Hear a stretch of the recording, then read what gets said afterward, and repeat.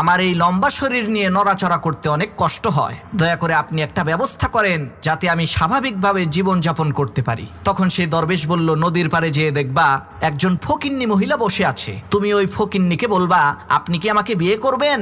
ওই ফকিন্নি যদি অস্বীকার করে না বলে তাহলে তোমার 1 ফিট হাইট কমে যাবে। তো সেই লোকটা দরবেশের কথা অনুযায়ী ওই ফকিন্নির কাছে যেয়ে বলছে, আপনি কি আমাকে বিয়ে করবেন। ফকিন্নি বলছে না।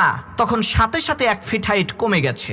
লোকটা চিন্তা করলো 8 ফিট লম্বা, এটাও তো কম না, আর একটু খাটো হইলে ভালো হবে। সে আবার ওই ফকিন্নি মহিলাকে বলছে, আপনি কি আমার সাথে বিবাহ বন্ধনে আবদ্ধ হবেন। ফকিন্নি বলছে না। সাথে সাথে আর 1 ফিট হাইট কমে গেছে।